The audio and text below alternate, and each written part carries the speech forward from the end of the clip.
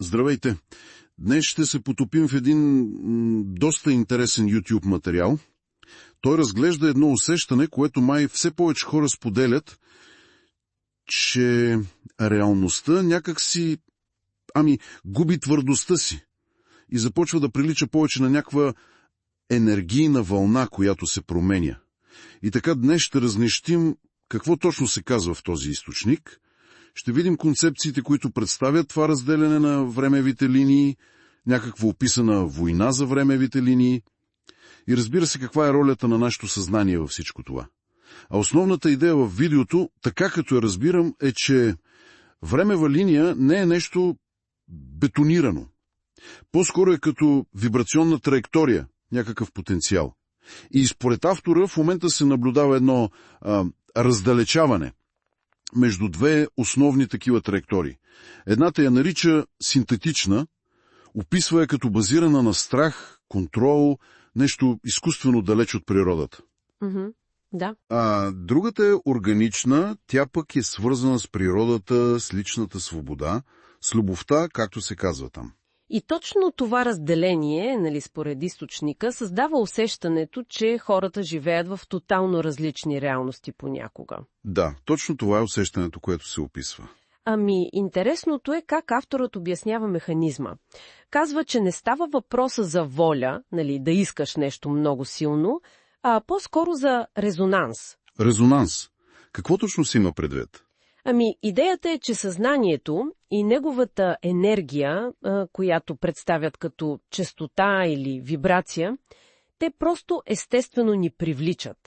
Привличат ни към версия на реалността, която отговаря на тази наша вътрешна вибрация. Аха! И според тази логика, ако си на по-висока вибрация, както я наричат, това те води към по-флуидна, по-гъвкава времева линия. Такава, която предлага повече свобода, повече опции за творчество. А обратното? Ако вибрацията е по-ниска? Обратно, да. По-ниската вибрация свързват я с страх, с вина. Такива неща тя пък ни дърпа към по-плътна реалност. По-фиксирана, по-ограничена. Така че според този модел личната ни честота буквално оформя това, което преживяваме като действителност. Добре, това звучи доста мащабно. И ако честотата е толкова ключова, какви конкретни знаци дава източника? Как да разберем, че може би преминаваме към друга честота, към друга времева линия? Във видеото се групират няколко неща. Едните са свързани с възприятието, например, да имаш усещането, че наблюдаваш живота си някак отстрани, сякаш си леко извън синхрон. Или пък хора, с които преди си бил много близък, изведнъж ги усещаш далечни. Няма го стария резонанс. Да, това съм го чувал като усещане. Други пък са свързани с времето. Странно усещане за потока му. Например? Да забравиш кой ден от седмицата е. Или часове да минават абсолютно неусетно. Дори се споменава за липсващо време. Липсващо време. Интересно. Има и по-вътрешни неща. Да сънуваш много ярко алтернативни животи. Да осъзнаваш много остро миналото си аз. Дори се споменават проблясъци на паралелни реалности. Вау! Физически симптоми? Да, споменават се и такива. Световъртеж, някаква необяснима умора, която не е от натоварване. Добре, и как всичко това, тези лични преживявания, се връзва с по-голямата картина? С тази война за времевите линии? Според източника, тези две линии, синтетичната и органичната, са в нещо като конфликт. Описва се, че синтетичната линия се поддържа от някакви сили на контрол, контрольори ги наричат, и те използвали технологии като изкуствен интелект, масово наблюдение, за да държат хората в тази по-ниска вибрация. И какво им пречи? Според видеото, пречи им глобалното пробуждане. Това, че все повече хора започват да осъзнават нещата. Защото тези контрольори разчитали на липсата на осъзнатост, нали? Ага. И това пробуждане, според тази гледна точка, отваряло някакви енергийни портали и разкривало скритите механизми на контрол, което ги отслабва. Затова ли се набляга толкова на личния суверенитет? Точно. На суверенитета физически, ментален, емоционален, духовен. И на способността да разпознаваме манипулациите, дали идват от медиите, дали са чрез насаждане на страх или пък технологична зависимост. Да си нащрек, така да се каже. И тогава, ако се върнем на практическата страна, какво означава всичко това за ежедневието ни, според източника да? Акцента пада върху ежедневните ни избори. Съвсем простичките неща понякога. Като например? На какво обръщаме внимание? Какво консумираме? Не само храна, информация, емоции. На кого се доверяваме? Какви решения взимаме, дори малките? Всичко това се представя като един вид волан, който управлява на къде отива личното ни преживяване. Значи фокусът е ключов. Да.